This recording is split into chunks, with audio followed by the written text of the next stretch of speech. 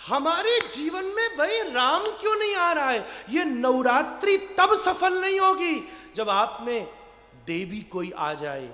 मैं तो ये निवेदन करूंगा, ये नवरात्रि सफल बना लेना अगर पुरुषों के चरित्र में राम आ जाए और माता के चरित्र में सीता आ जाए। मैं अपनी आध्यात्मिक दृष्टि से कहूं तो बैठी हुई हर स्त्री में 9 देवियां बैठी हुई है महाराज। मैं ये संकेत कहता रहता हूं और आज नवरात्रि का प्रारंभ है तो ये तो मुझे कह लेने दीजिए। 2 चीजें होती हैं, एक रूप है और दूसरा स्वरूप है। भारत ने ये 2 शब्द दिए, रूप और स्वरूप। बंशी लेकर मोर पंख लगाना कृष्ण का रूप है, पर आनंद कृष्ण का स्वरूप है। तुम कृष्ण का रूप ले सकते हो, उससे कुछ नहीं होगा। स्वरूप लिया, धनुष बाण लेना राम का रूप है, पर राम धर्म के स्वरूप है। वाल्मीकि जी ने लिखा है, रामो विग्रहवान धर्म। धनुष बाण लेकर आप राम नहीं बन सकते, धार्मिक होकर आप राम बन सकते। त्रिशूल ले लेना, ये भद्रकाली का रूप हो सकता है, पर बैठी हुई हर स्त्री में देवी का स्वरूप है महाराज, उसका स्वरूप है। जन्म ग्रहण करती छोटी कन्या ही शैलपुत्री है। आज उसी का दिन है महाराज। और तो मैं क्या कहूं महाराज, सुबह से तो मुझे अवकाश नहीं मिला, पर आज मेरे घर की दोनों शैलपुत्रियों का आगमन हो गया महाराज।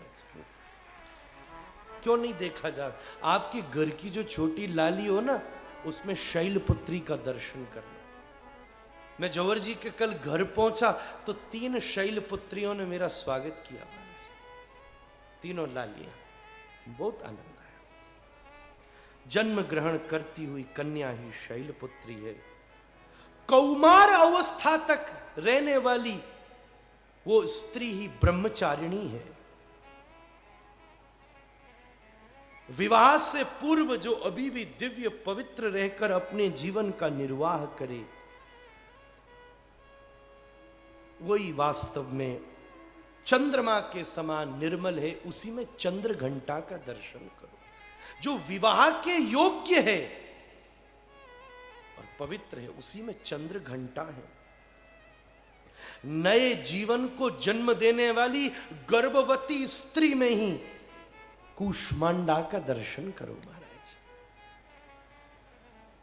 अपनी छाती से बच्चे को दूध पिलाने वाली स्त्री में ही स्कंध माता का दर्शन करो।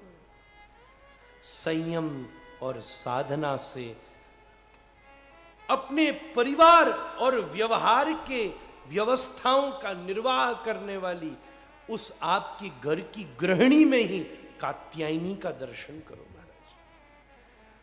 अपने व्रत, संकल्प और पूजा से घर के लोगों की अकाल मृत्यु तक का अपहरण करने वाली उस स्त्री में ही काल रात्रि का दर्शन करो। वृद्ध होने पर श्वेत बाल हो जाएं और घर को आशीर्वाद देने वाली उस वृद्ध स्त्री में ही महागौरी का दर्शन करो।